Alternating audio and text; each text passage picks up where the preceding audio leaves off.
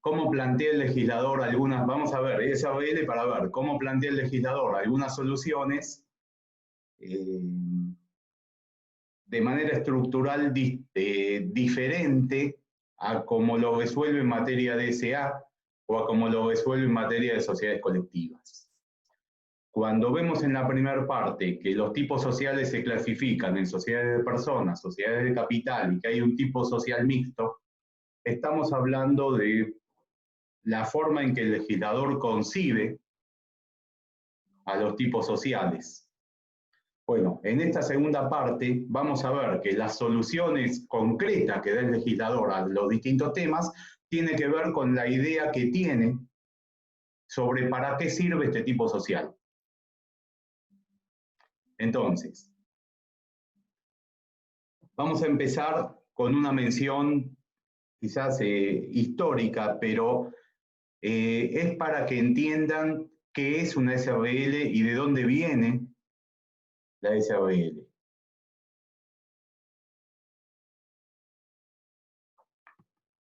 Estuve este tiempo, ando muy tapado de trabajo, pero de todas maneras, como no podés evitar pensar, estuve este tiempo pensando mucho en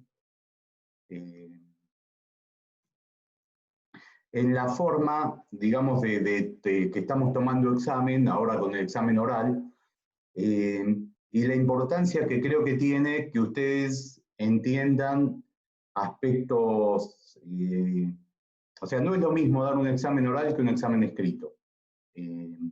Me doy cuenta a partir de lo que fueron los exámenes que algunas cuestiones generales y particulares que marcan una estructura, ustedes la tienen que manejar mejor para un oral que para un escrito. Por eso pasaba que muchos de los que daban no manejaban cuestiones estructurales y terminó yéndoles mal. Y quizás en la clase eran cuestiones estructurales que se veían, pero que yo no sé si a todos les quedaba tan claro que eran temas centrales. Yo vi, por ejemplo, que tema control, el tema del artículo 33, por más que se los dieron, por más que yo les di una clase de paso, era un tema que para muchos era introductorio de inoponibilidad. Y cuando le preguntabas del control y no sabía, la verdad es que era un tema central y no podía ser que no supiera qué es una relación de control y cómo la regula nuestra ley. Bueno, en esta segunda parte, la estructura de cada tipo y la manera en que el legislador resuelve las cuestiones tiene una lógica que ustedes la tienen que aprender. Ahora sí empecemos para ver este punto. El origen de esta sociedad. La historia muestra que cuando se moría un comerciante, seguían sus hijos. Cuando sus hijos empezaron a tratar de tener una forma jurídica para llevar adelante el negocio, nació embrionariamente la sociedad.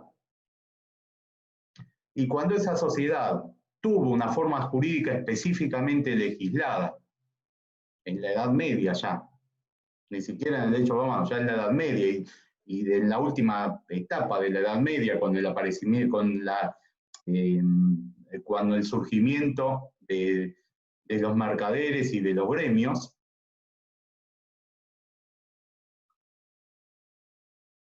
nace la sociedad colectiva. La sociedad colectiva que viene de una práctica. Se moría una persona y tenía 3 hijos y los 3 hijos seguían en el negocio. ¿Qué forma jurídica le damos al negocio que ahora en lugar de 1 son 3? Y la sociedad colectiva. Eran los hijos, administraban ellos.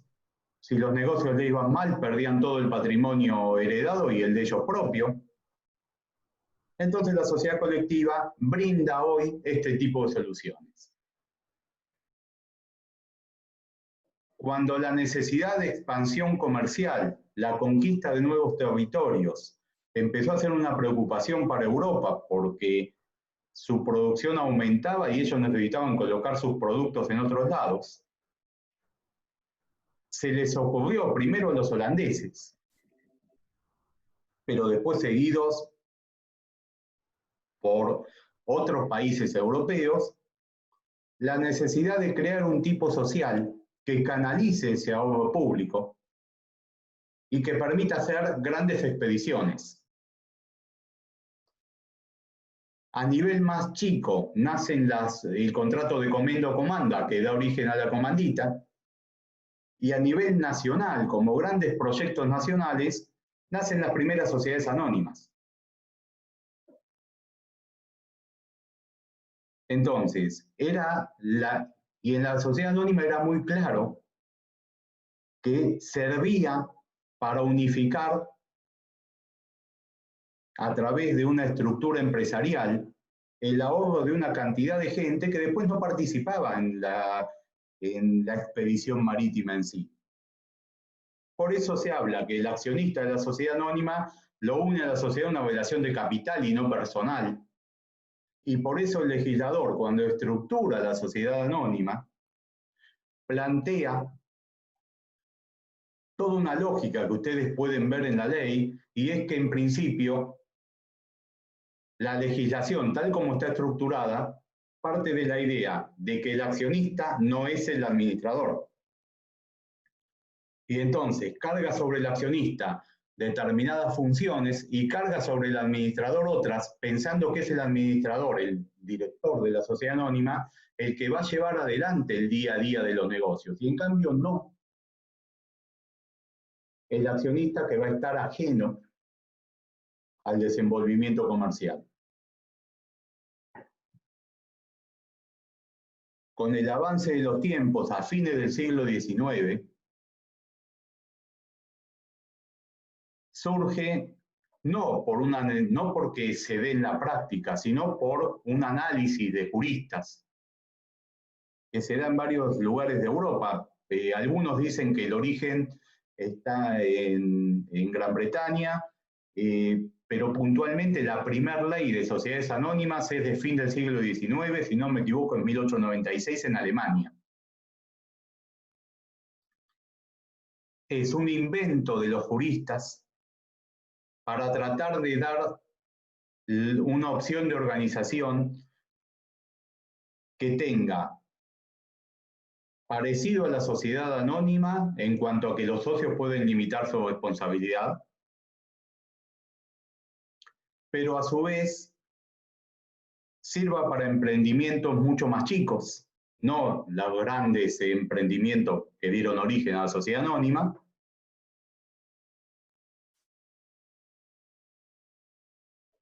y que las diferencie de las sociedades colectivas. Entonces, como un tipo intermedio, el beneficio de limitar la responsabilidad, pero el socio ligado a la administración, en principio, el candidato natural a ser administrador del SRL es el socio. Más modernamente, decimos que la SRL es la estructura que creó el legislador para la pequeña y mediana empresa. Entonces, cuando ustedes empiecen a estudiar SRL, tienen que tener eso en la cabeza. ¿Por qué? Y porque cuando vas a estudiar el funcionamiento del órgano de gobierno, te vas a encontrar con que una regla de la mayoría invoca que si un solo socio tiene la mayoría para modificar el contrato, necesita además el voto de otro. ¿Y por qué? Porque le está dando un elemento personal. En la SA sería impensada esta norma. O cuando hablamos de la organización de la administración, la regla madre es: los socios tienen una vocación natural a la administración. ¿Por qué? Y porque estamos pensando en una empresa chica. No estamos pensando en la gran empresa.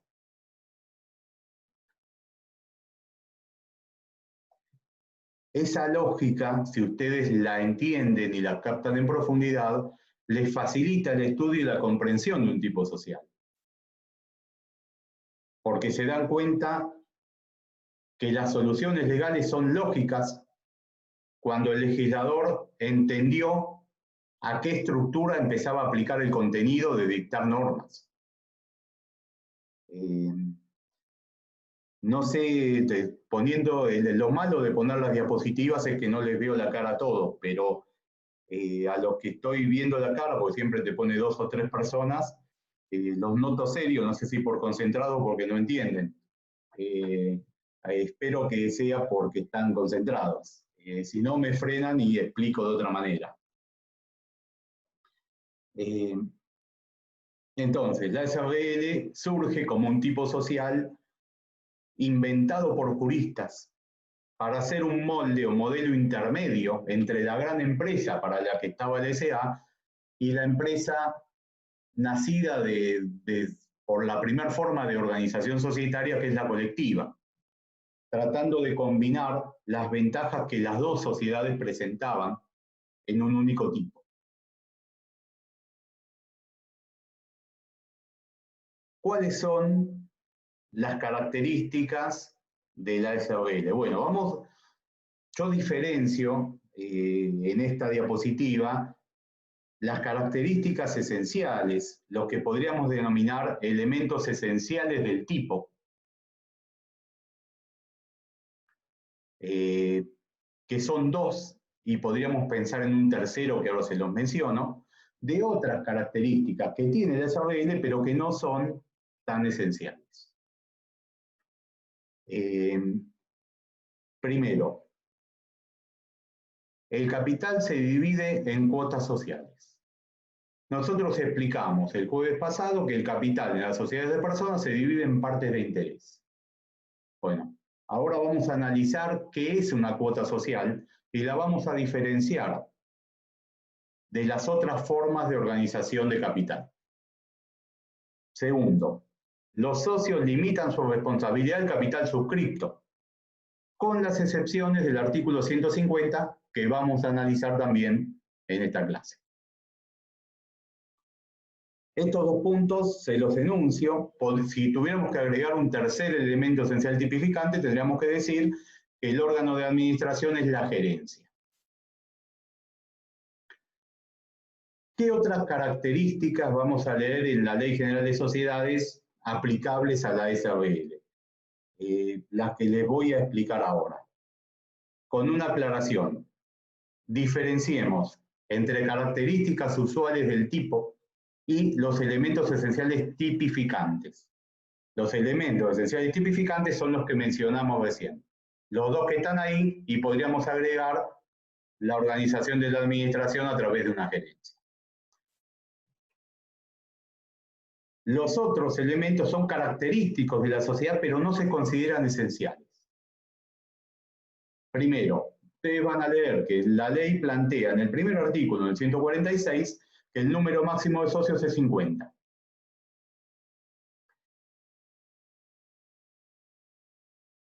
Si el número de socios excede de 50, la solución legal será la transformación en un tipo que no tenga este límite. Ejemplo, la SA.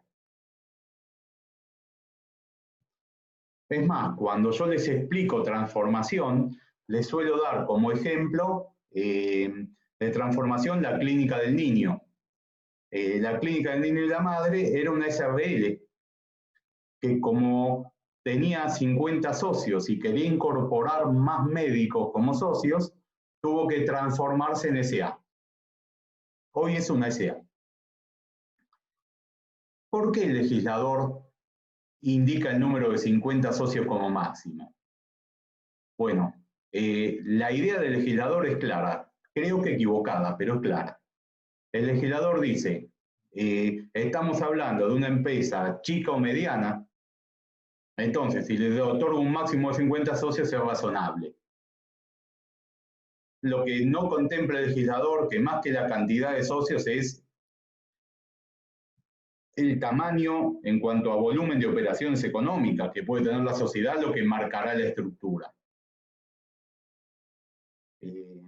Una sociedad con un único socio que sea, no sé, Amazon Argentina, seguramente va a ser mucho más importante que la clínica del niño y la madre con 50 socios, porque económicamente lo es. Pero el legislador a toda la característica del número máximo de socios como para decir, como estoy creando una estructura para una empresa mediana o chica, lo limito a esta cantidad de socios. Otra característica, en realidad discutida, es, bueno, lo que es claro es que esta sociedad solo puede actuar bajo denominación. O sea, no habiendo socios con responsabilidad ilimitada, no puede actuar bajo razón social. En la práctica, suele darse alguna cuestión en relación al nombre de la sociedad, cuando en el nombre se indica el apellido de alguno de los socios, y este socio deja de serlo. A mí me pasó un caso, que acá se lo cito, que es Inda y García S.A.L. Son unos despachantes de aduana que están acá en el puerto. Cuando fallece Inda, y los herederos dejan de estar en la sociedad, surge la cuestión de si había que mantener el nombre o había que cambiarlo, porque no había ningún INDA. Bueno, hay dos criterios doctrinarios acá. Hay quienes dicen, si en definitiva hablas de una denominación, nadie va a pensar que el socio tiene responsabilidad ilimitada, no hace falta cambiarlo. Pero hay otro criterio que dice, mirá, más allá de que en una SRL no hay socios con responsabilidad ilimitada, el nombre tiene como una de sus características la inconfundibilidad. Y si vos incluís en la denominación un apellido de alguien que ya no está, llevas a confusión a los terceros. Bueno, yo lo que vi es que en la práctica, cuando se dan estas situaciones, la sociedad no quiere cambiar el nombre, porque ese nombre es el nombre que permitió que la conozcan, y suelen hacerse negocios con los herederos, pagándole por poder seguir usando el nombre. Y en la práctica es bastante usual este tipo de solución. Otra característica es la vocación natural de los socios a integrar la gerencia, que es el órgano de administración. Por eso ustedes van a ver que es muy común el sellito que aclara el administrador, que dice socio gerente. Lo que indica el sellito que dice socio gerente es que el gerente es a su vez socio. Lógicamente que el gerente socio va a recibir dos regímenes legales cuando tenga que hablar de su vínculo con la sociedad. Por un lado, tendrá todos los derechos y obligaciones de un socio, y por otro lado, tendrá todos los derechos y obligaciones de quien integra el órgano de administración. No hay un régimen legal diferente por el hecho de ser socio y gerente. Sí es común en esta sociedad, como la estructura no es la gran empresa, que el mismo socio mayoritario, o a veces todos, sean los que administren. Otra característica de esta sociedad es que normalmente la fiscalización se cumple a través de los socios directamente por el artículo 55.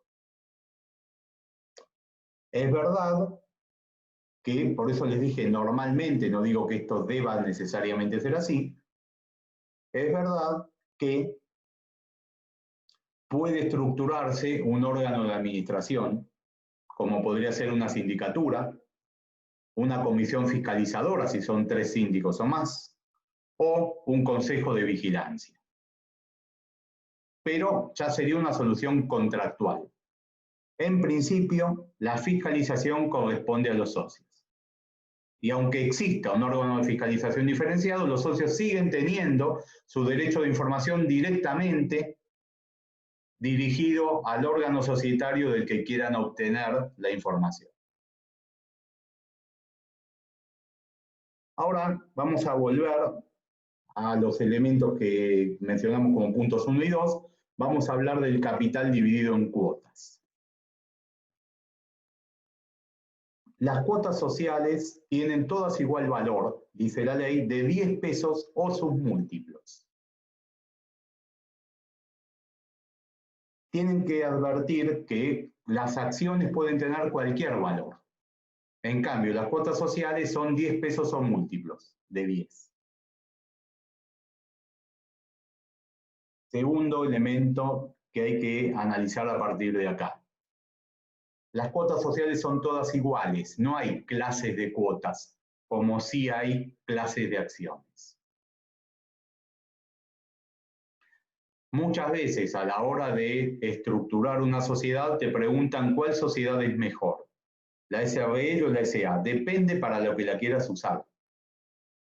Si vos tuvieras que crear derechos distintos para distintos socios, y la SA te ofrece una estructura mucho más rica porque permite crear clases de acciones.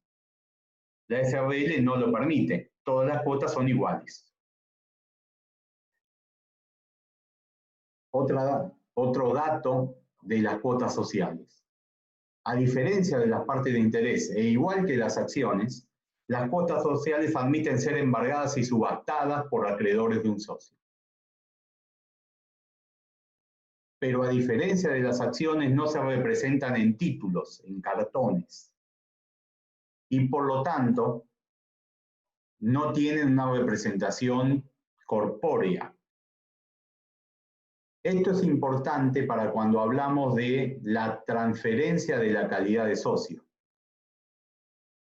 Cuando vos hablás de la transferencia de la calidad de socio en una sociedad anónima que tiene acciones hechas papel, vos tenés que entregar el título, el papel. Y por lo tanto, muchos autores dicen que la naturaleza jurídica del contrato es de una compraventa de acciones, porque entregás una cosa mueble que es la acción, representada en un título.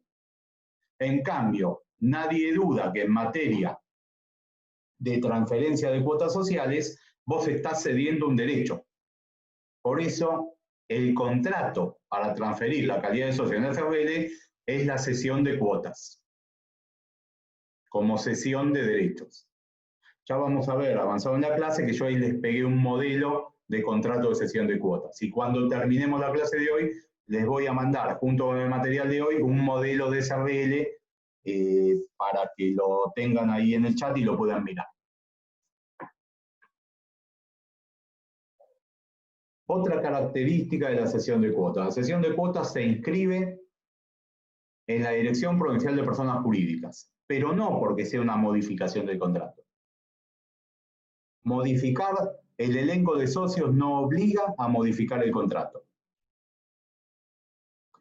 Después lo vamos a profundizar. Pero, si bien es verdad que la modificación del elenco de socios no obliga a modificar el contrato, también es verdad que debe inscribirse en personas jurídicas porque es el organismo de contralor, o sea, personas jurídicas, el que lleva el registro de los socios. Y esta es una gran diferencia entre la SABL y la SA. En la SA, en principio, el elenco de socios lo lleva la propia sociedad a través del libro de registro de acciones, artículo 213. En cambio, la SABL lo lleva a personas jurídicas.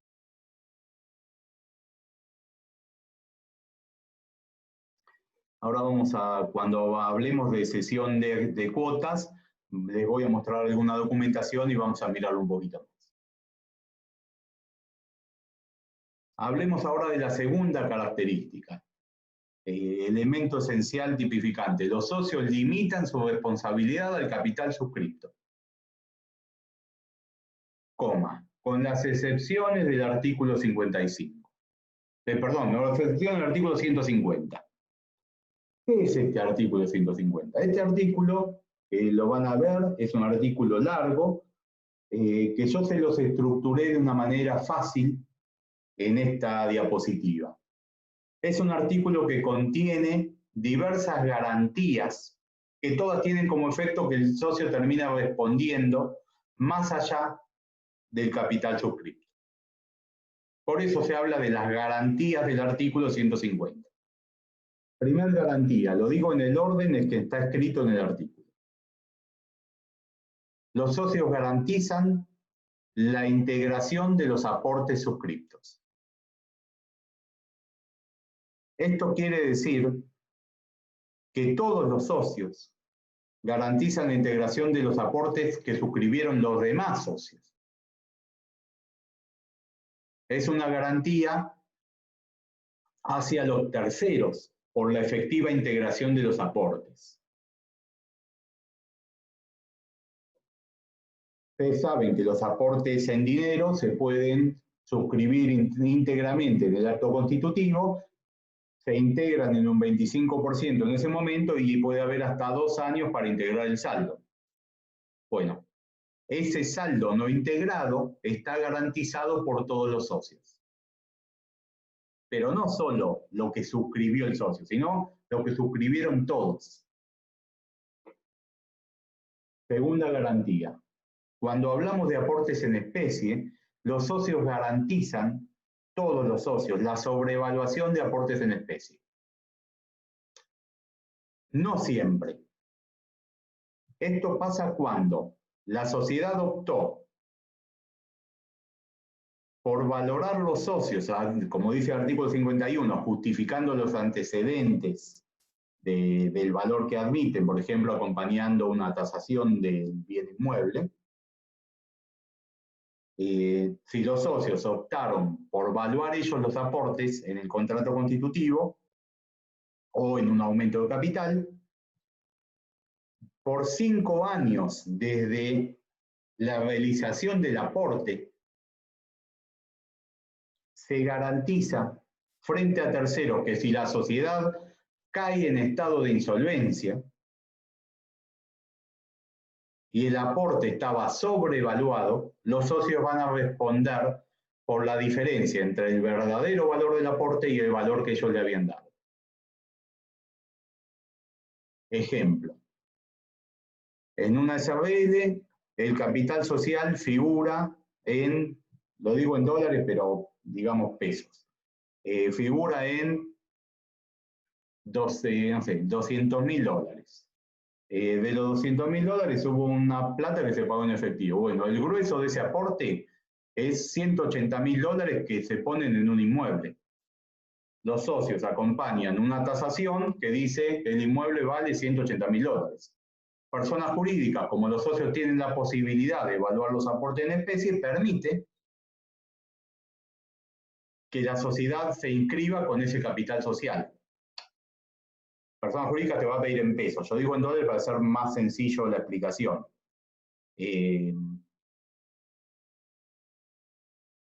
Resulta que la sociedad dentro de los 5 años cae en quiebra, ese es el estado de insolvencia, y se comprueba que ese bien inmueble no vale 180.000 dólares, vale 50.000 dólares. ¿Cuál es el efecto de que los socios hayan dicho que valía 130.000 dólares más de lo que vale? El efecto es que opera esta garantía. Y que entonces, hasta la diferencia de 130.000 dólares, todos los socios, no solo el que aportó, va a garantizar frente a los terceros perjudicados por esos 130.000 dólares que nunca ingresaron efectivamente a la sociedad. En eso consiste la garantía por la sobrevaluación de aportes en especie. Si pasaron 5 años del aporte, ya esta garantía no funciona. Si la sociedad no cayó nunca en estado de insolvencia, ya esta garantía no funciona. Si la sociedad cayó en estado de insolvencia dentro de 5 años, pero no hubo sobrevaluación del aporte porque se tomó un valor normal de plaza, no hay garantía. ¿Está bien? Se necesitan estos requisitos para que opere esta segunda garantía. La ley después plantea en el párrafo siguiente, que yo ahí se lo puse como número 3, que las garantías que mencionamos, la 1 por la efectiva integración y la 2 por la sobrevaluación de aportes en especie, subsisten en caso de cesión de cuotas. Es decir, un socio no se libera de garantizar las operaciones que ya existen por ceder sus cuotas. Lógicamente, el cedente va a garantizar a los terceros hasta las operaciones concertadas nacidas al momento de hacer la cesión de cuotas. Y en cambio, el cesionario, o sea, el nuevo dueño de las cuotas sociales, va a garantizar todas las operaciones anteriores y posteriores a la cesión. Y cuarto, la ley también plantea qué pasa cuando se ceden cuotas pendientes de integración. Yo suscribo cuotas sociales comprometiéndome a hacer un aporte en efectivo. Digo, aporto 25.000 pesos y voy a aportar 75.000 que me faltan dentro de los 2 años. Cedo mis cuotas a un tercero. ¿Sigo garantizando la integración de los 75.000 frente a la sociedad? Bueno, lo que dice el último párrafo del artículo 150, el anteúltimo, es que sí. Pero que la sociedad le tiene que reclamar la integración del aporte a su nuevo socio. Y después de interpelar a ese nuevo socio, recién me lo puede reclamar a mí, que paso a ser un garante por si el nuevo socio no integra el capital sufrido. ¿Lo entendieron? Porque estas son las garantías que tiene este artículo 150.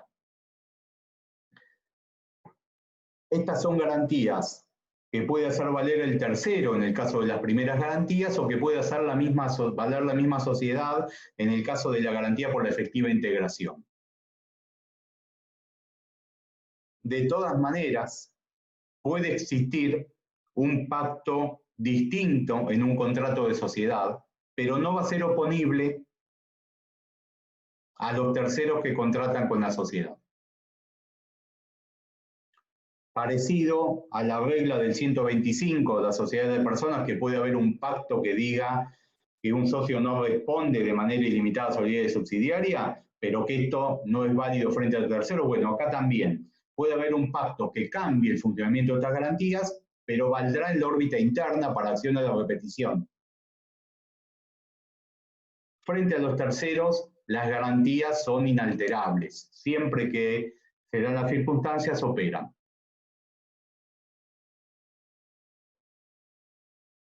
Y estamos hasta acá, sigo.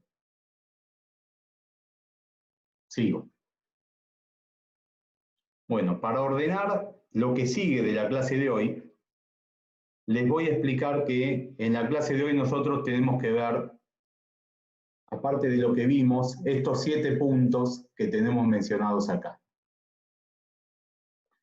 Aumento de capital, la variedad, es una explicación muy sencilla, pero tenemos que hablar algo. La emisión de cuotas suplementarias, así les explico qué es y cómo funciona. La cesión de cuotas limitadas en su transmisibilidad, la subasta de cuotas, la incorporación de herederos y los negocios de derechos reales sobre cuotas sociales. Con esto terminamos la primera parte de esa BL y nos va a quedar para el jueves que viene la segunda parte, que quizás es la más linda, que es la parte del funcionamiento orgánico, la responsabilidad de los gerentes. Para tratar esto en la clase que viene, yo les voy a adelantar un pequeño caso práctico, que no se los doy hoy, se los voy a mandar durante el fin de semana para que lo puedan mirar y ver qué les sale resolverlo. No importa si no les sale, si les sale mejor, porque lo vamos a charlar el jueves que viene y ya viendo en un caso práctico como es, van a encontrar fácil una explicación que muchas veces cuesta a los alumnos entender. Bueno, aumento de capital. Ustedes tienen que ver o vieron algo, no lo sé, en sociedades anónimas el aumento de capital. En materia de sociedades anónimas, el aumento de capital lo decide la Asamblea Extraordinaria como principio. En materia de sociedades anónimas. Salvo que exista una previsión contractual que permita aumentar hasta el 5 veces el monto del capital social, o sea, hasta el quíntuplo, y en ese caso, si hay una previsión contractual en ese sentido, el aumento de capital dentro del quíntuplo se trata en asamblea ordinaria. Y no importa una modificación del contrato.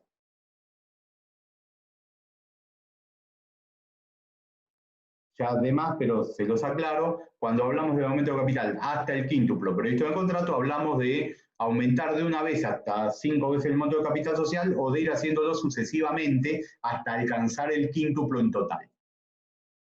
Pero alcanzado el quíntuplo en total no se renueva la cláusula para seguir aumentando hasta el quíntuplo después. Es el quíntuplo hasta una vez.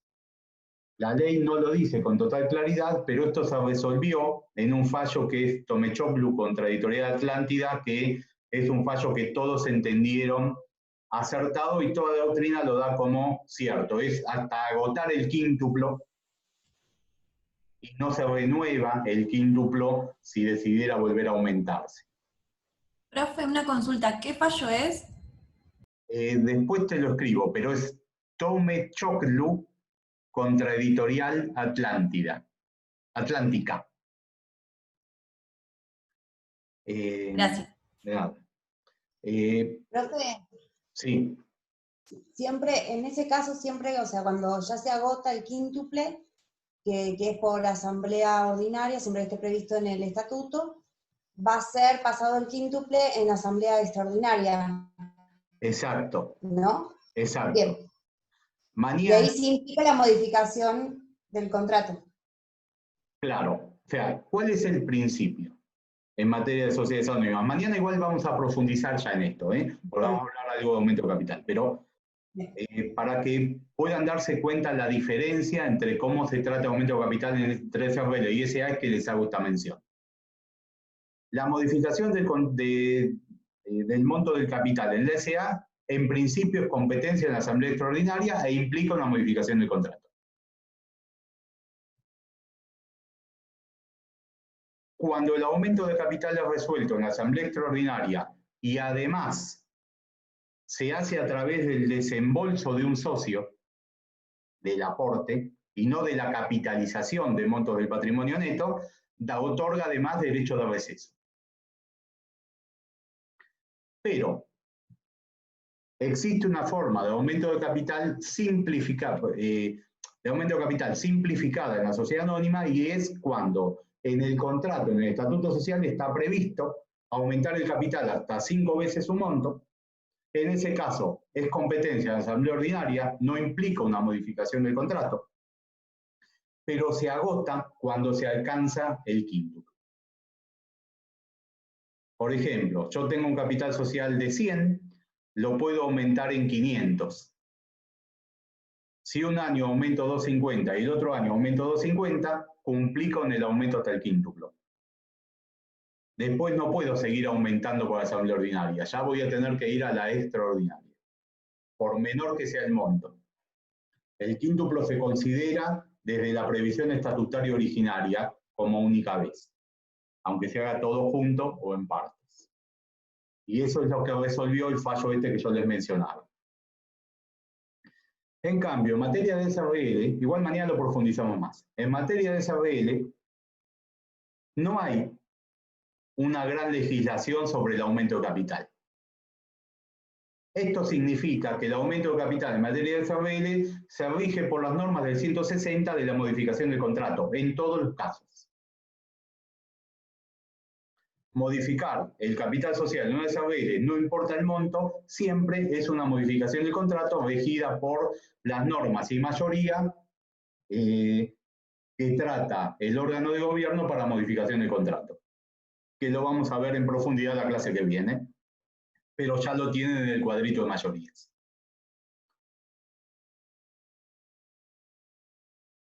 Sin embargo, existe una norma que la doctrina discute el alcance que tiene, y muchos de ustedes quizás si la leen se confunden, y es el artículo 151, cuando habla de las cuotas suplementarias.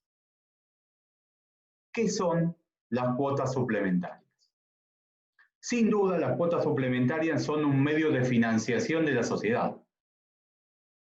Es una posibilidad que tiene la sociedad, vamos a ver cuándo y cómo, de que los socios cumplan con integrar un capital adicional o un monto adicional. En doctrina, esto está tratado de dos maneras diferentes.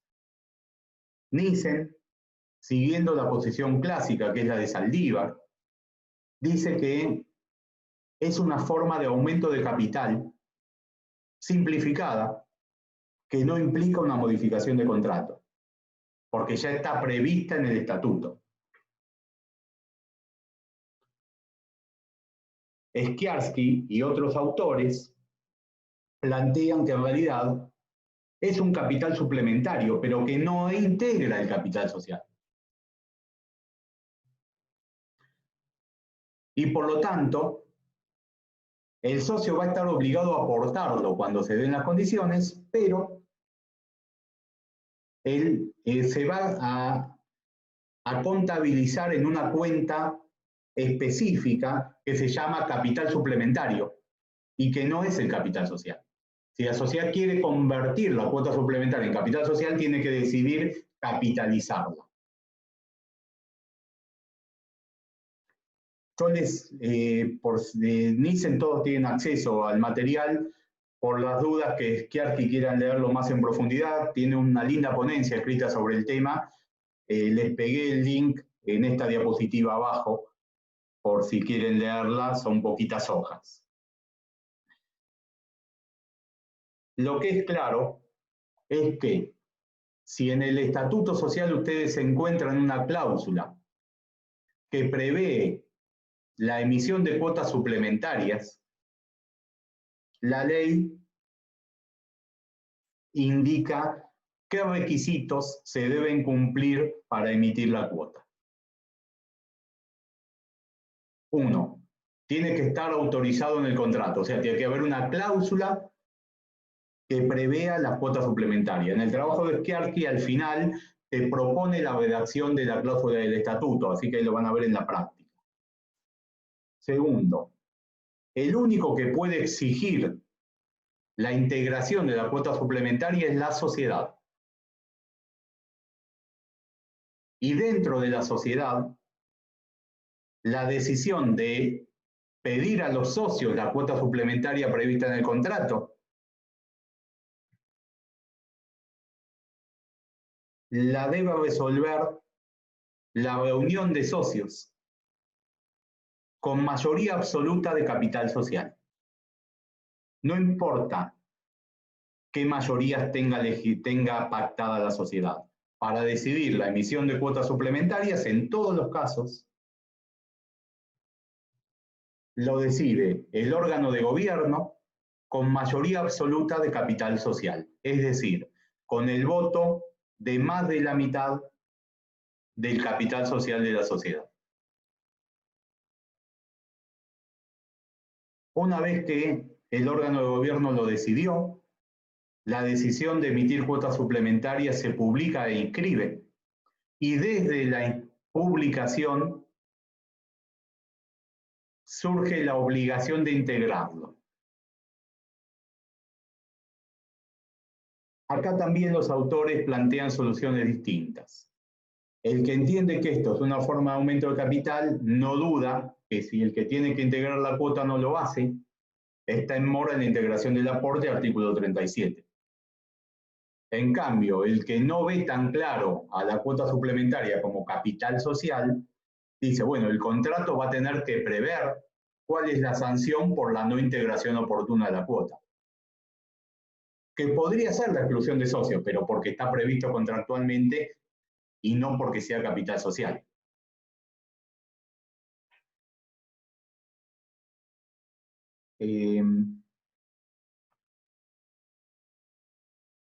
Este es un tema que mi experiencia me indica que a través del tiempo en la cátedra siempre resultó de interés para tomar, para preguntar, para dar vueltas sobre qué es, cómo funciona.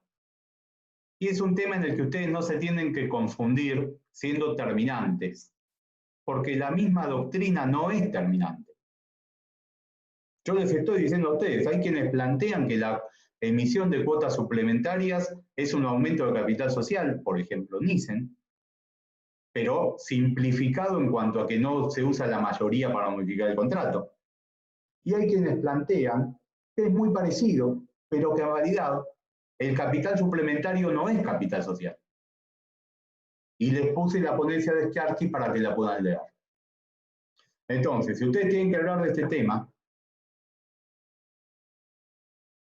y escucharon esta clase o leyeron esta diapositiva, planteen el problema como es, en lugar de jugarse por una de las dos y que alguien le pueda decir, no, para mí no es así.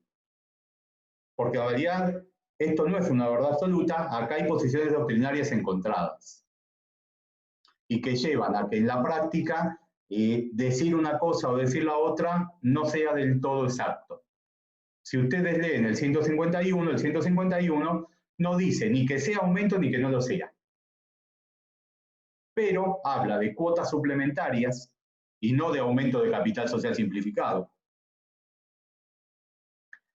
Y le exige a la sociedad una mayoría que en este caso no es supletoria, es esa mayoría, no importa qué mayoría contemple el contrato social. Un último dato de cuotas suplementarias. Si ustedes quieren compararlo con la sociedad anónima y el aumento de capital, esto es sustancialmente distinto. Primero, cuando la sociedad anónima decide un aumento de capital, todos los accionistas tienen una primera libertad, suscribir el aumento o no suscribirlo. Y si no suscriben el aumento, tendrán menos participación porcentual, pero siguen siendo accionistas. En las cuotas suplementarias, los socios no tienen la posibilidad de no integrar la cuota. Cuando la sociedad, por la mayoría absoluta de capital social, decidió hacer efectiva la cláusula que habla de la emisión de cuotas suplementarias, todos los accionistas, todos los socios, los que estaban a favor, los que estaban en contra, los que no estaban, están obligados a integrarlo. Y otra cuestión importante, la cuota suplementaria puede ser del monto que fije el contrato. O sea, no tiene el límite ni del quíntuplo ni de ningún monto, es el monto que diga el contrato. Profe, una consulta. Sí. En eso de que no tienen o sea, no tienen la opción de suscribir en las SRL. Es que la cuota suplementaria es de la SRL. Ah, por eso, claro, no tienen la opción de suscribir y eso les daría un derecho de receso. No. Si vos tenés un contrato de SRL que plantea la emisión de cuotas suplementarias, cuando se reúne la reunión de socios y con la mayoría absoluta de capital social decide emitir la cuota suplementaria, todos los socios tienen que poner su parte. No tienen opción de decir, a mí no me interesa, no tienen opción de decir, me voy. Ah, está bien. Está previsto en el contrato, cuando se decide en la reunión de socios, todos están obligados a la integración de la cuota. Por eso explico que no es exactamente un aumento de capital. Porque cuando te enfrentás a un aumento de capital, vos podés por lo pronto decidir si querés suscribir o no el aumento. Acá no podés decidir si querés suscribir o no la cuota. Acá, cuando se decide por mayoría la integración de la cuota, tienen que ponerla todas. ¿Está bien? Sí, gracias. Nada. ¿Alguna duda más de cuotas? Cuotas suplementarias es un tema complejo porque cambia la estructura de aumento de capital. Sigamos. Cesión de cuotas. Esto es sencillo. ¿Qué es la cesión de cuotas? Es una cesión de derechos. ¿Quién la hace? Y la hace alguien que es socio con otra persona. En principio, la cesión de cuotas dentro de una SRL es libre, ya sea que quiera cederle a otro socio o a un tercero. Arreglas vos el monto, arreglas vos el valor y firmás un contrato que tiene características de contrato consensual. Yo puse acuerdo consensual, no es acuerdo, es contrato. Culpen que puse una palabra equivocada, pero el contrato es consensual. Sin embargo, eso que firmaron las partes y que las obliga desde que lo firmaron, no convierte al adquirente, al cesionario de cuotas, en socio. La oponibilidad, o sea, la posibilidad de hacer valer ese contrato frente a la sociedad, exige cumplir con una notificación fehaciente, dice la ley, a la gerencia, con entrega de una copia del contrato. Notificación fehaciente es aquella notificación de la que queda constancia del contenido de la comunicación. La notificación fehaciente por excelencia es la carta documento. Se hacen 3 ejemplares, una te la dejan a vos, una queda guardada en el correo y otra se entrega al destinatario. Bueno, acá se exige una comunicación fehaciente, pero fíjense, a la gerencia. ¿Esto qué implica? Que vos podés cumplir la notificación yendo a hacer, bueno, pero y además de la notificación fehaciente, se exige la entrega de una copia del contrato. Por lo tanto, no va a ser por carta documento. A la carta documento no le podés anexar el contrato. Puede ser por acta notarial. O puede ser con la presencia de un gerente en el acto de la firma. Y que le certifican la firma ahí, y entonces ya se da por notificado. Pero fíjense este detalle. La notificación fehaciente con entrega de copia de contrato es a la gerencia. No dice la ley a la sociedad. Esto significa que no te alcanza con notificar en la sede social si no está el gerente. Y que en cambio podés tocarle timbre en la casa y notificárselo aunque esté en pijama desayunando, porque cumpliste con lo que la ley te pide, que es notificar a la gerencia. ¿Está bien? Hay una sutil diferencia entre notificar a la sociedad en la sede social y que el gerente no esté, a notificar a la gerencia en cualquier lado, pero mientras encuentres al gerente. Entonces, ¿es válido entre las partes? Como todo contrato consensual, desde que se firma. Es oponible a la sociedad desde que se notifica de modo fehaciente a la gerencia cuando entrega una copia del contrato. Y es válido y oponible frente a terceros desde que se inscribe en la Dirección Provincial de Personas Jurídicas o el organismo de contralor que se trate según la jurisdicción, porque este organismo es el encargado de llevar el elenco de socios actualizado. O sea, no se inscribe en personas jurídicas porque sea una modificación del contrato, porque no lo es. Se inscribe en personas jurídicas porque quien lleva el elenco de socios actualizados es personas jurídicas. Bueno, para que tengan en claro aspectos quizás no del todo societarios, pero importantes en materia de cesión de cuotas, les puse esta diapositiva. Primero, la cesión de cuotas importa la transmisión de un derecho registrable. El registro de los titulares de la cesión de cuotas es la Dirección de Personas Jurídicas. Como la transmisión de todo derecho registrable de origen ganancial, si la persona cedente es casada, se necesita el asentimiento conyugal. La inscripción de la cesión se hace ante el encargado de llevar el registro de socios, que es personas jurídicas.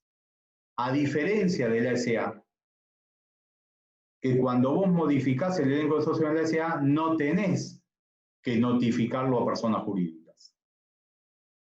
Lo que tenés que hacer es inscribirlo en el libro de registro de acciones que lleva la propia sociedad en principio. Artículo 213. La inscripción ante personas jurídicas la puede hacer, normalmente lo hace la propia sociedad, pero la ley también permite que lo haga el cedente o el cesionario, por supuesto acreditando la existencia del contrato y acreditando la notificación fehaciente con entrega de una copia a la sociedad, o sea, los pasos previos. Y finalmente, de esto que explicamos, podemos concluir cómo es la prueba del carácter de socio en una SRL. Primero, en el contrato constitutivo, ¿vamos a encontrar quiénes son los socios? Sí, pero vamos a encontrar los socios que firmaron el acto constitutivo. Cuando esos socios se dieron cuota, ya no lo vas a encontrar ahí. Porque la modificación del elenco de socios no es una modificación del contrato. Entonces, el que compró cuotas sociales, o si fue cesionario de cuotas sociales, lo va a tener que probar con el contrato de cesión, la comunicación fehaciente a la sociedad y la inscripción en personas jurídicas. O con este último paso que supone los anteriores. Si vos mostrás la inscripción en personas jurídicas de tu carácter de socio, del contrato por el que compraste, bueno, evidentemente porque cumpliste los pasos previos, porque te los piden para inscribir. Es sencillo, pero yo veo que muchas veces el alumno cuando le preguntan, esto se confunde. Y entonces empiezan a dar vuelta, ¿no? Y si se inscribe, entonces si se inscribe seguro que modificaron el contrato. Y entonces lo tengo probado con... No, contrato no. Contrato no. El contrato sirve únicamente para aprobar los socios fundadores. Todos los demás no modifican el contrato y entonces el contrato ya no va a aprobar que vos sos socio. Si estamos hasta acá, seguimos. Bueno, acá les pegué un contrato muy básico, pero una sesión de cuotas común para que vean cómo es un contrato. La realidad es que hay mil y un formas de instrumentar estos contratos y a veces yo tengo acá justamente un contrato que son más de 100 hojas. ¿Por qué? Porque es una compra que te exige una cantidad de garantías en una sociedad que es un laboratorio farmacéutico. Es complicado, pero acá les puse un contrato para que ustedes sepan cómo es una sesión de cuotas. Ese es el objetivo, un contrato sencillo, pero contrato de sesión de cuotas verdadero, que yo uso a veces en la práctica para transmisiones simples. Bueno, acá está el final del contrato. Ahora vamos a ir a... Estamos más o menos bien de hora. Ahora vamos a ir a qué pasa cuando el contrato prevé cláusulas que limitan la transmisibilidad. Bueno, entonces vamos a plantear un principio y vamos a plantear una excepción. Principio, la transmisión de cuotas es libre. Si ustedes agarran el contrato de sociedad y el contrato de sociedad no dice nada sobre a quién y cómo se le pueden ceder cuotas sociales, la conclusión es, se lo puedo ceder al que quiera como tenga ganas. Excepciones. El contrato puede establecer limitaciones a la transmisibilidad. ¿Qué tipo de limitaciones? Las que decidan pactar. ¿Cuáles son las usuales? Las usuales son de dos especies. O las que requieren de una autorización, o las que requieren de una preferencia, o las que otorgan una preferencia. ¿Qué significa autorización?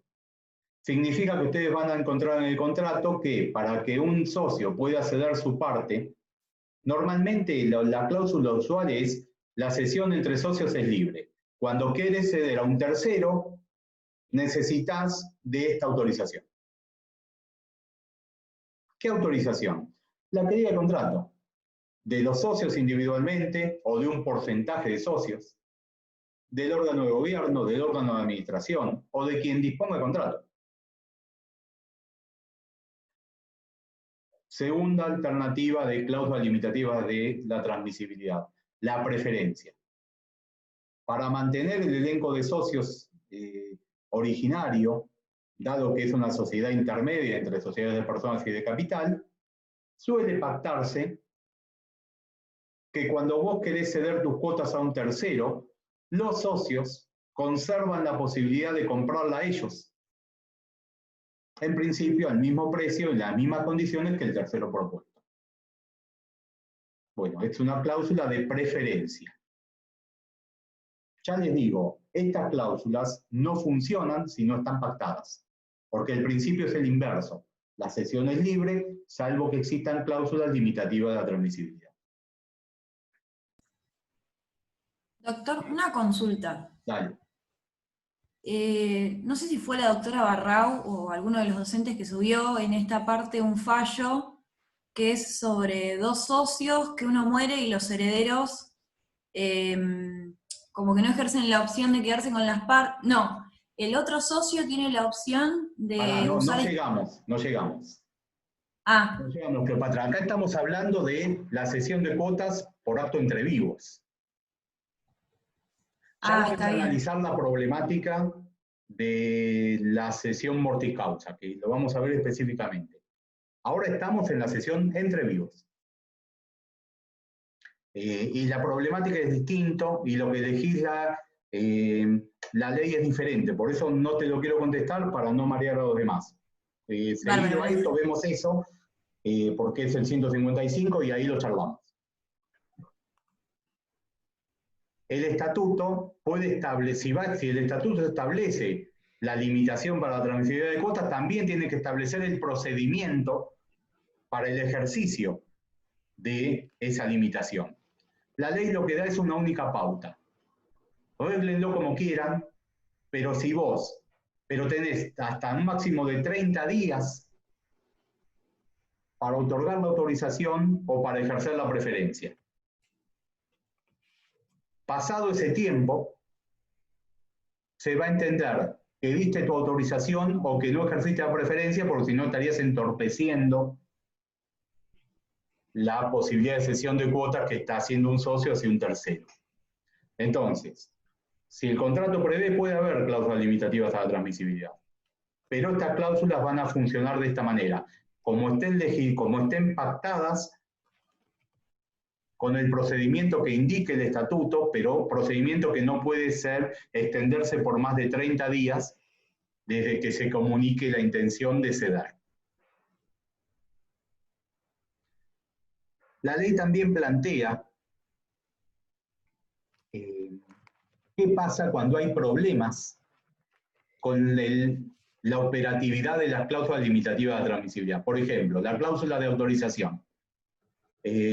Vos querés ceder a un tercero y los socios te dicen no te autorizamos porque no queremos. Ustedes saben que en nuestro derecho las condiciones meramente potestativas no son válidas. Entonces, vos te pueden negar la autorización, pero lo tienen que justificar. Entonces, ¿qué prevé la ley? Una cláusula, una forma de resolver la traba en la transmisión de cuotas sociales cuando te deniegan arbitrariamente la autorización. Podés presentar un proceso judicial y el juez lo tiene que resolver en una audiencia. Hace una audiencia, analiza la posición de las partes y a partir de eso decide si va a suplir la autorización que no habían dado o si está bien la negativa. O sea, el juez va a poder regular a partir de lo que vea en esa audiencia lo arbitrario o no de la negativa a otorgar la autorización. Y en su caso, la dará él a la autorización.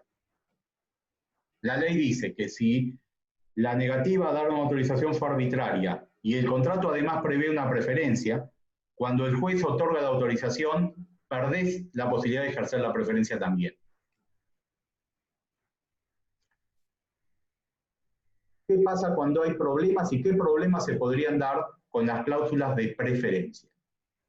El problema, se lo planteo acá, es esto que le puse hipótesis. Viene un socio y dice, notifico, trae una nota a la gerencia y dice, hago saber que Alan Taruel me va a pagar 10 millones de dólares por mis cuotas sociales, de contado.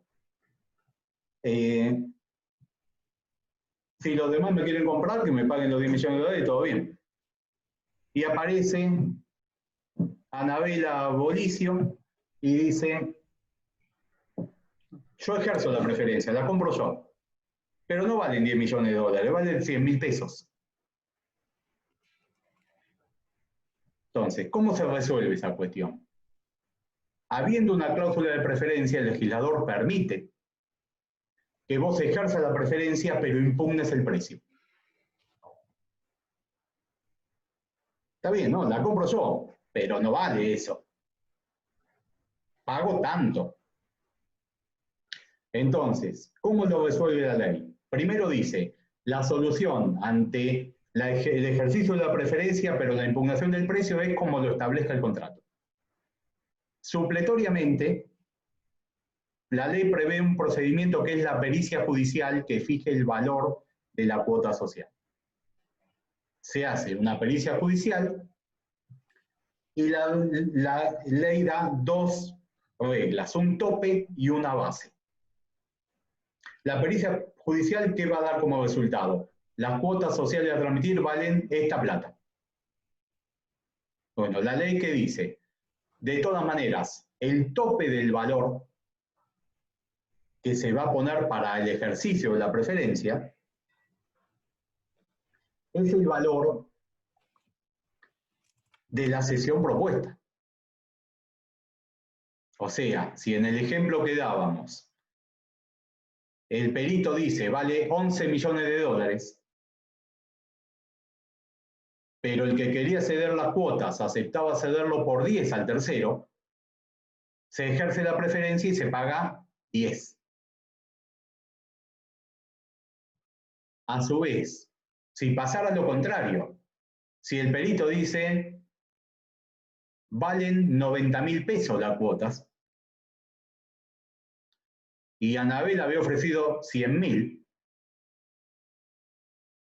entonces la preferencia se va a tener ejercida por 100.000, que es lo que yo ofrecí pagar. Entonces, la ley dice, ¿el valor pericial para qué sirve? Para saber cuánto valen, pero con un tope y una base. El tope es lo que estaba dispuesto a ceder, el precio al que estaba dispuesto a cederle al tercero, y la base es lo que efectivamente ofreció el que ejerció la preferencia. ¿Quién va a pagar las costas de este proceso? El que estuvo más alejado del valor que fijó el perito.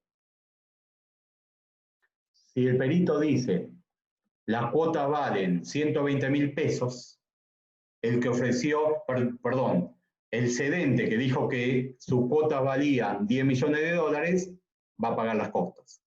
Si el perito dice vale 8 millones de dólares, el que quiso comprar en 100.000 pesos va a pagar las costas. ¿Está bien?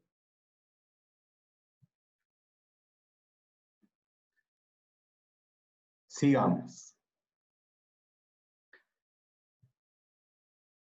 La ley también prevé, artículo 153, párrafo último, cómo es la subasta de cuotas limitadas en su transmisibilidad. Es muy sencillo, pero vamos a explicarlo bien clarito acá. Primero, ¿hay algún procedimiento especial para subastar cuotas sociales? O sea, ¿qué estamos planteando? Un acreedor del socio que embarga sus cuotas, que hace un juicio y que cuando termine el juicio las quiere subastar. Por orden judicial, obviamente, para cobrarse de ahí. ¿Hay algún procedimiento especial? En principio no. Las cuotas sociales se van a subastar como cualquier otro bien mueble, como un derecho, sin base. Son las reglas de nuestro código de procedimiento. Ahora, si el contrato preveía cláusulas limitativas a la transmisibilidad, ahí sí regula la ley un procedimiento específico para la subasta de estas cuotas sociales. ¿Por qué les aclaro esto? Porque algunos se toman de 150, algunos alumnos, no es una cuestión doctrinaria, es una cuestión de comprensión de la materia. Algunos alumnos se quedan con que para subastar cuotas hay un procedimiento específico. No. La subasta de cuotas es como cualquier otro bien, sin base. Pero cuando las cuotas son limitadas en su transmisibilidad, porque hay alguna cláusula de autorización, alguna cláusula de preferencia, en ese caso hay un procedimiento específico para subastar cuotas sociales. Y el procedimiento, se lo sinteticé acá, es muy sencillo. Con un plazo de 15 días antes de la fecha del remate, hay que notificar a la sociedad que se va a llevar adelante el remate. Entonces, en esos 15 días se establece un espacio de negociación entre el acreedor, la sociedad y el socio embargado. Si se arregla la cuestión, mejor. Y si no se arregla, se lleva adelante el remate judicial.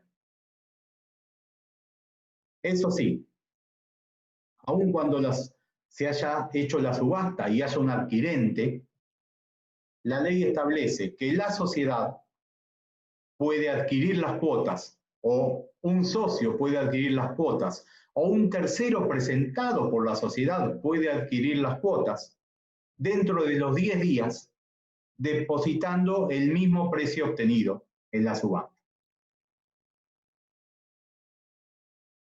Solo después de los 10 días, el adquirente en subasta puede saber que efectivamente se va a quedar con las cuotas que compró. Bueno, este es el procedimiento que marca nuestra ley para la subasta de cuotas sociales limitadas en su transmisibilidad. Pues lo leí tranquilo, cualquier cosa mañana me pregunta.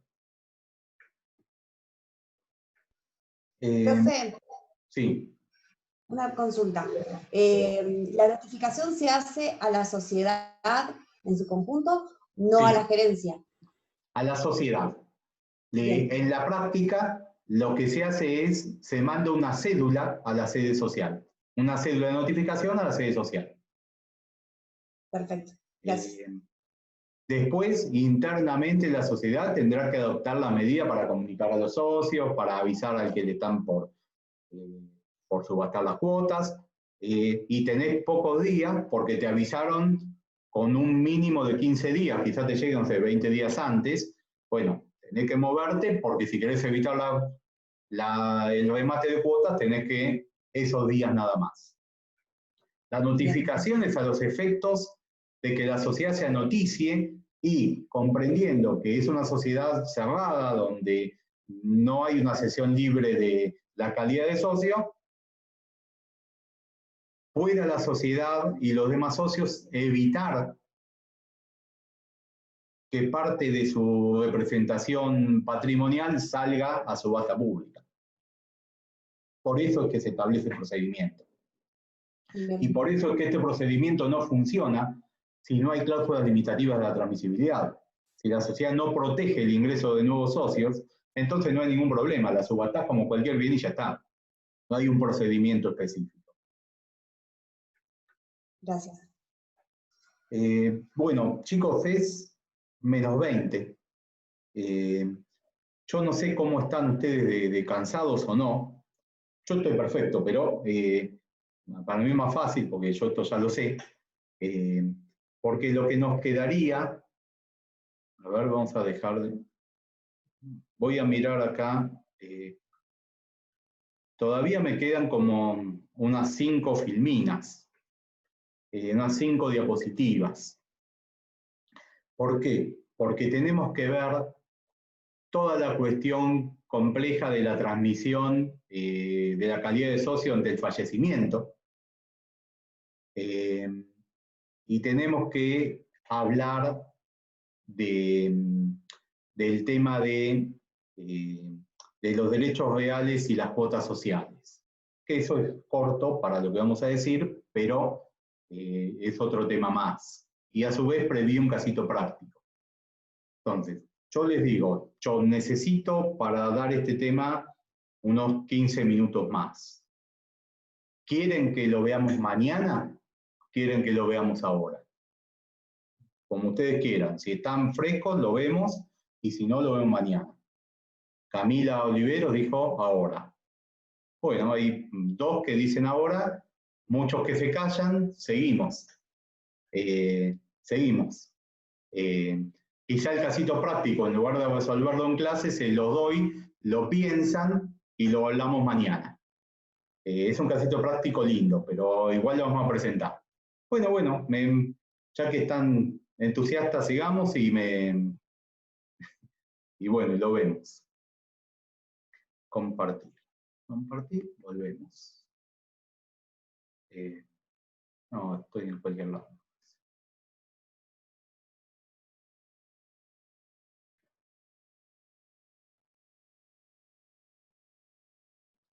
Acá está, bien. Bueno, ustedes vieron en la primera parte algo, pero hay una cantidad de cosas que no vieron de qué pasa cuando se muere un socio en la SRL. ¿Qué vieron ustedes? Ustedes vieron el artículo 90. El artículo 90 de la ley plantea en qué tipos sociales se produce la resolución parcial del contrato ante el fallecimiento del socio.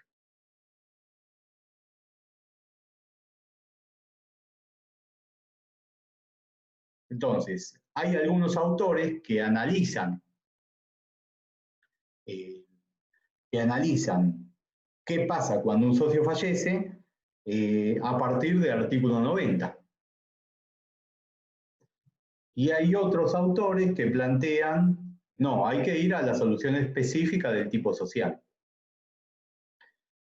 Si nos rigiéramos por el artículo 90 no menciona entre las sociedades donde se produce la resolución parcial del contrato a la SRL.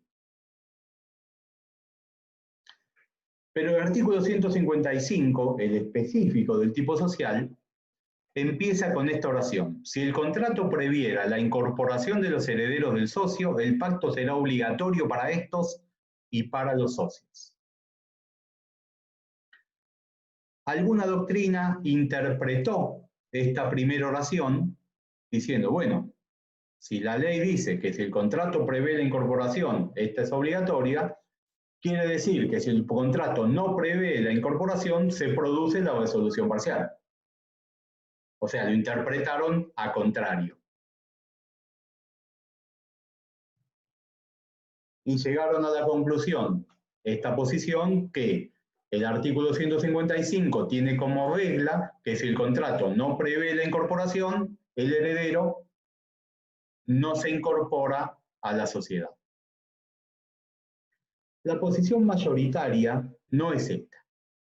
La posición mayoritaria es, el artículo 155 no hay que interpretarlo a contrario. El artículo 155 lo que plantea es qué pasaría si hay una cláusula contractual prevista, pero no está queriendo decir lo que no dice. Entonces, regla. Si fallece un socio en una SRL, la regla es la regla normal de la materia sucesiones. Los herederos que se presentan judicialmente a aceptar la herencia van a heredar el carácter de socio que tenía el causante.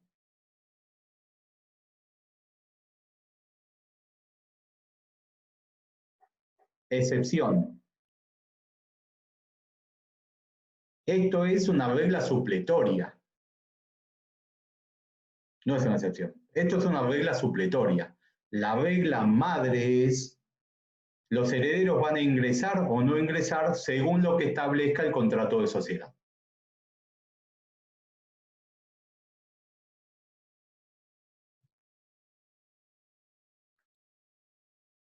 Entonces, doctrinariamente se interpreta la primera oración del 155 en dos sentidos.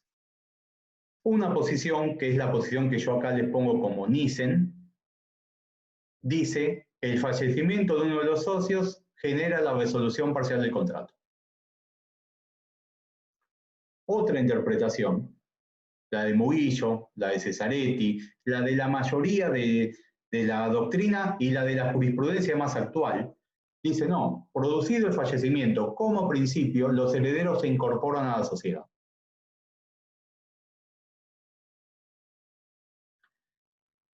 Si es que no hay una cláusula contractual que prevea otra cosa. Entonces, si les tengo que decir en pocas palabras, ¿cómo se resuelve la muerte del socio en la SRL? Punto 1, como lo diga el contrato. Punto 2, la doctrina mayoritaria entiende que si no hay una cláusula contractualmente prevista, los herederos se convierten en socios al aceptar la herencia.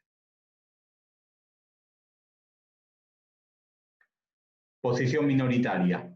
Si no hay una cláusula prevista, la muerte del socio provoca la resolución parcial del contrato, porque hay que interpretar que la primera oración del 155, que dice que cuando hay cláusula contractual los herederos ingresan, implica que si no hay cláusula contractual no ingresan. Posición minoritaria de MISE.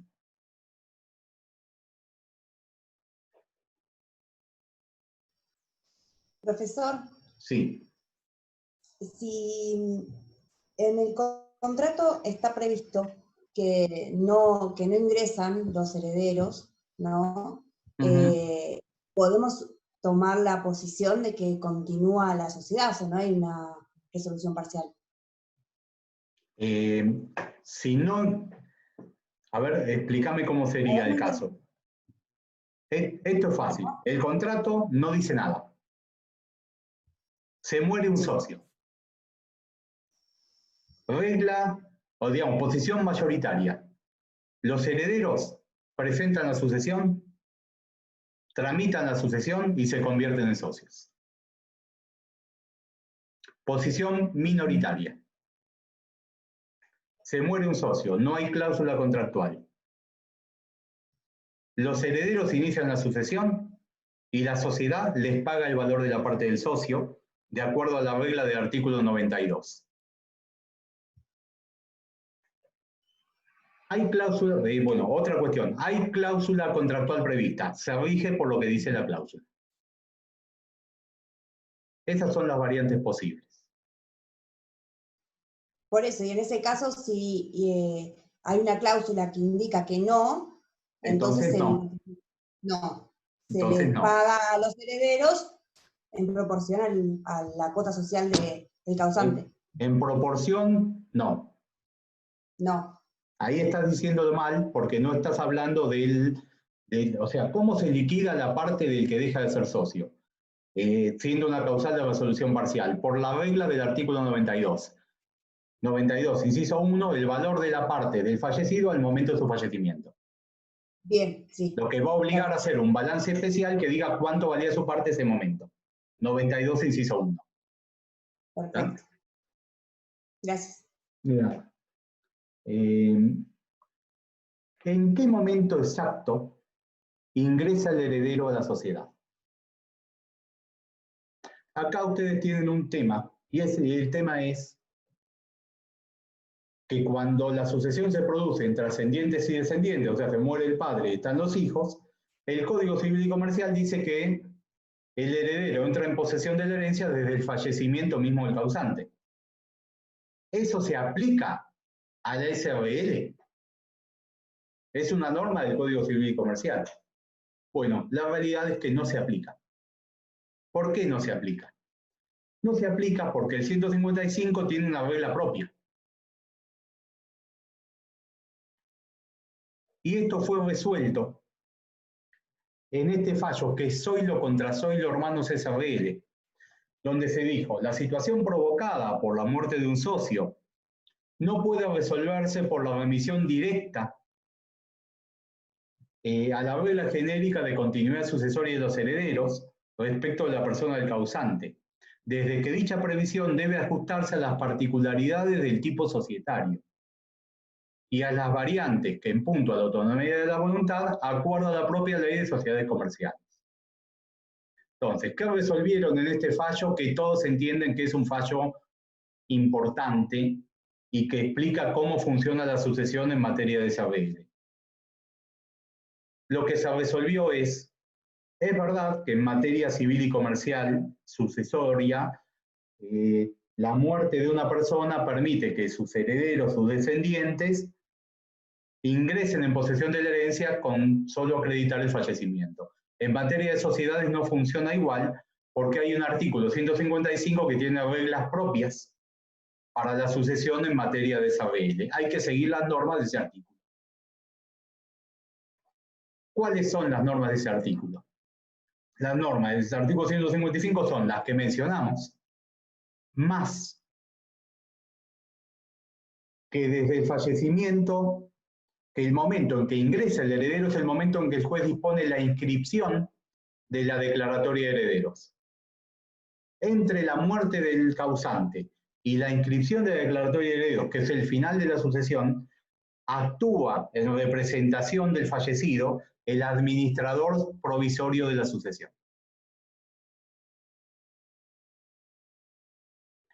Y si ya tiene declaratoria no inscrita, el administrador definitivo. O sea, el heredero no va a la sociedad.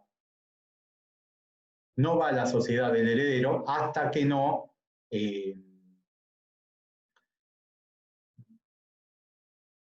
no me deja abrir el chat. Les pediría si me hablan es mejor, porque no me deja abrir el chat. Algo está haciendo mal. La pregunta era si se podía repetir lo que habías dicho, Cristian. Bien. No sé qué de todo. El tema es, volvamos a la filmina anterior, diapositiva anterior. ¿En qué momento se incorpora el heredero a la sociedad? Si siguiéramos la norma del Código Civil y Comercial que dice que entre la sucesión entre ascendientes y descendientes, el heredero entra en posesión de la herencia desde el fallecimiento del causante, con solo acreditar que se murió el socio, los hijos empezarían a ir a la sociedad y tendrían que ser admitidos. Esto pasa en materia de sociedades anónimas. Pero en materia de SABL, el artículo 155 tiene otra regla. Y la regla es que hasta que se ordene la inscripción de la declaratoria, el que interviene en representación del causante es el administrador de la sucesión. Y jurisprudencialmente fue eso lo que se resolvió en el fallo Zoilo contra Zoilo Hermanos SRL. Que no hay que aplicar las normas generales de sucesiones, sino que hay que aplicar la norma específica del 155, que es el que regula la sucesión en la SRL. Y habrá que estar a la representación a través del administrador sucesorio y se resolverá si el heredero ingresa o no como socio según las reglas del contrato, que es el que va a determinar cómo funciona la herencia en materia de SRL. En materia de sociedades anónimas, en cambio, se los digo para que no tengan dudas, muerto el accionista, los herederos en línea recta descendente entran en posesión de la herencia y se aplican las normas del Código Civil y Comercial. O sea, se murió tu papá ayer, y hay una asamblea hoy, podés ir vos. ¿Por qué? Porque no hay una normativa específica como el 155 y entonces se aplican las normas generales del Código Civil y Comercial en materia de sucesiones. ¿Sí? Bien. Caso práctico. Yo acá les copié una cláusula de un contrato. ¿Para qué les copié? Para que veamos cuál es el alcance que le queremos dar o que le debemos dar a la autonomía de la voluntad respecto al fallecimiento de un socio. Artículo 10. En caso de fallecimiento de un socio o de incapacidad declarada en juicio, la sociedad podrá optar por continuar con los herederos a cuyo efecto deberán unificar su representación o con el representante del incapaz, o podrán también decidir la disolución anticipada de la sociedad, la resolución parcial, a cuyo efecto se practicará un balance general de la moneda constante para determinar el haber del socio premuerto o incapacitado, el que será puesto a disposición de los herederos o representante legal en su caso, y abonado en 12 cuotas mensuales, con más un interés bancario sobre saldos. ¿Esta cláusula es válida? ¿Cuál es el momento en que la sociedad, o en que se puede decidir en la sociedad el ingreso o no ingreso del heredero? ¿Tiene que ser previo a la muerte? ¿O puede haber una cláusula que diga, después de muerto vamos a ver qué hacemos? ¿Qué piensan? Que no, que tiene que debería estar estar previo. puesto en el contrato antes, previo. Claro. Esto, bueno, esta cláusula está en el contrato. Lo que pasa es que esta cláusula no resuelve qué va a pasar. Esta cláusula que está en el contrato, que es previa a la cláusula, dice, después de muerto vamos a ver qué hacemos. Entonces, como no dice nada, si es por posición mayoritaria, debería ingresar, por ejemplo. Pero no es que no dice nada, dice. Yo lo que les pregunto es si esto que dice es válido. No, no es válido, porque no hay una cláusula de limitación al ingreso de los herederos. Bueno, yo les voy a contar qué me pasó a mí en un caso, de verdad. Me pasó esto. Yo me voy de vacaciones. Era una SRL de un colegio que todavía existe en Mar del Plata y va muy bien. 3 socios. Uno de los socios se muere. Primero, uno de los socios estafa al colegio, pero sigue siendo socio y no aparece nunca más. Otro de los socios se muere. El tercer socio es mi cliente. Y me dice, tengo un arreglo con los herederos para comprarle las cuotas sociales una vez que salga la sucesión. Y ya le había dado plata. Quiero hacer, decidimos hacer una reunión de socios para excluir al otro socio que había estafado a la sociedad. Convoco a la reunión de socios, ponerle para dentro de 15 días y me voy una semana a Villa General Belgrano, con la familia en época que podíamos viajar. Llego a Villa General Belgrano y es la última vez que viajé con celular y me entra un llamado de teléfono. Una contadora amiga que me había mandado el cliente. Me dice, Cristian, ¿qué pasaba en la sociedad esta, la del colegio, cuando se moría un socio? Digo, no tengo idea, no me acuerdo. Cuando vuelvo lo miro, me dice, no, es que se murió nuestro cliente. Uy, no. Y yo no me acordaba cuál era la cláusula del contrato. Bueno, la cláusula del contrato era esta.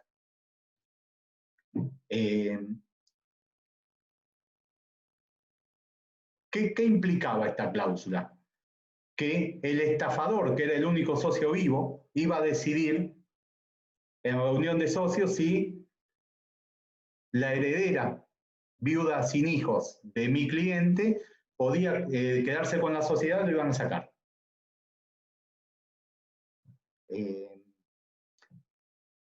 Yo traté de voltearla de 1000 formas y fue imposible. La realidad es que la regla madre en materia de sucesiones de SRL es que es válido el mecanismo que se prevea contractualmente.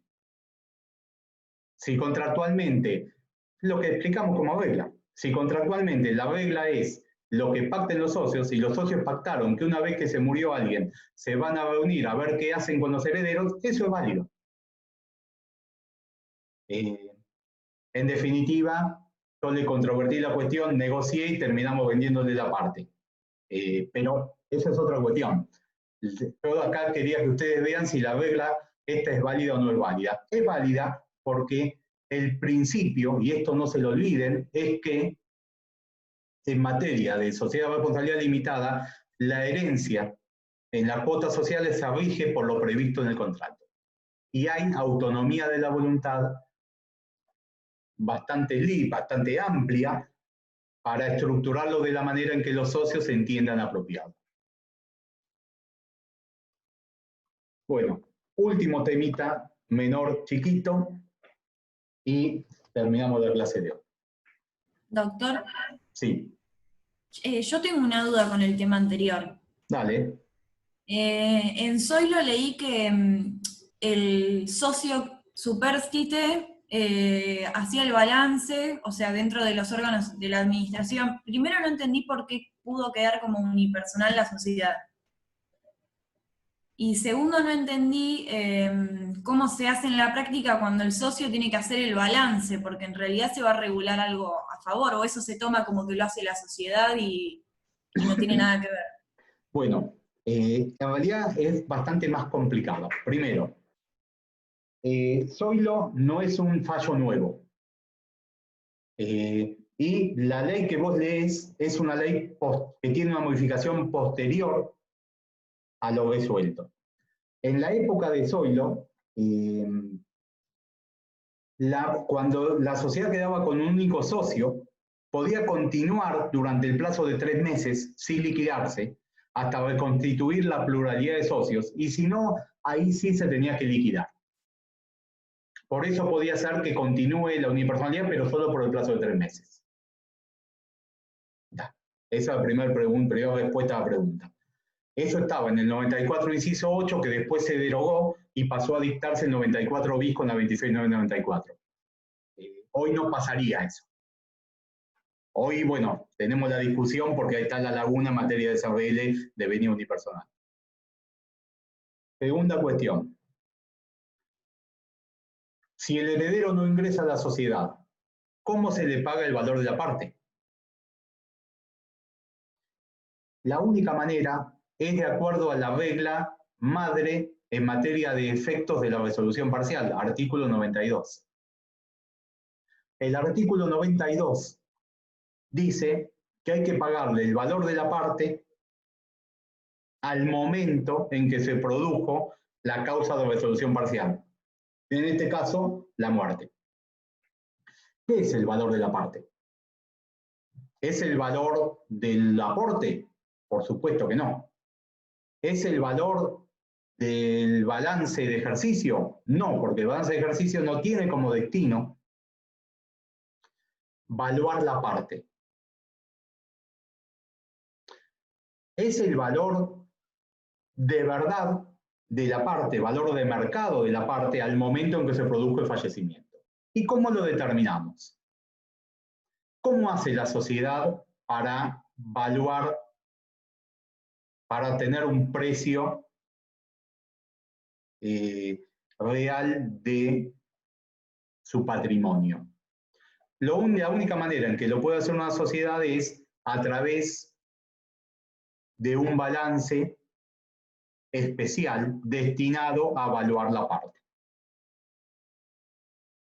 No es un balance de ejercicio. El balance de ejercicio no está destinado a evaluar la parte.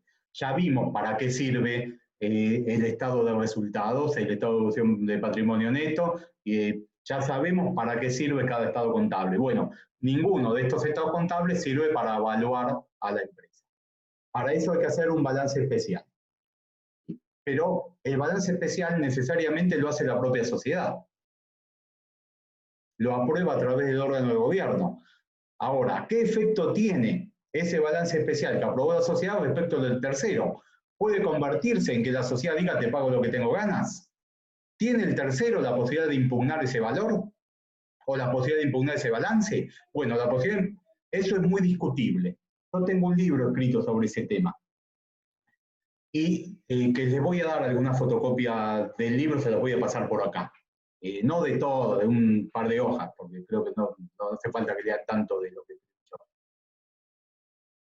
Y el problema es todavía mayor cuando vos lo mirás desde más lejos y decís, bueno, está bien, entiendo, se muere el socio, podemos discutir el valor. Evidentemente los herederos, si no ingresan a la sociedad, tienen que poder controlar judicialmente el valor de lo que le quiere pagar. Si no pueden impugnar estados contables porque no son socios, quizás sí puedan impugnar el valor que le quieren pagar. Bueno, una solución posible. Primero, puede ser que la ley tenga que la sociedad tenga otra solución. Porque la sociedad pudo haber previsto que en lugar de un balance se haga una tasación por un martillero propuesto por los socios y uno propuesto por los herederos, por ejemplo. Pero si no hay nada previsto, la regla madre es el 92. Y el 92 obliga al balance especial y tiene que permitir el control por un tercero interesado, que son los herederos. Y en principio el heredero no tendría acceso a la información contable de la No, sociedad. porque no por es no socio, tener- ni nunca lo Claro. fue. Y acá viene otra cuestión. La solución que plantea para este caso la ley es distinta de la solución que plantea la ley en el derecho a receso. Cuando ustedes leen el 245, el 245 plantea que al excedente hay que pagarle en base al último balance realizado o que deba realizarse, haciendo alusión al balance de ejercicio. Cuando excluís a un socio, cuando se muere un socio y los herederos no ingresan, le tenés que pagar por el 92 o por la regla contractual. Pero cuando un socio recede, no le tenés que pagar por el valor real de la participación, le tenés que pagar por el balance de ejercicio, el último balance de ejercicio que había que hacer. ¿Esta solución está bien o está mal? No lo vamos a discutir hoy, lo vamos a ver en otra clase. Pero si vamos a hablar del valor a pagarle al heredero ante la resolución parcial, tenemos el tema de la inevitable comparación con la solución que da el 245 para el derecho a receso. Que lo vamos a ver en profundidad, quizá mañana lo veamos claramente.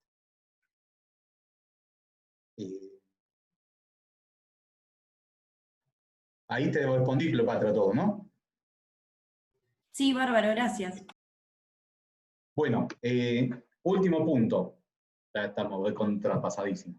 Derechos reales sobre cuotas. ¿Se pueden trabar derechos reales sobre las cuotas sociales? Sí. Puntualmente la ley menciona dos: la prenda y el usufructo. ¿Cuál es el problema? Se permite la traba o la creación de derechos reales sobre cuotas sociales, pero no tiene una regulación específica. Ni la ley trae la regulación, ni el Código Civil y Comercial trae la regulación.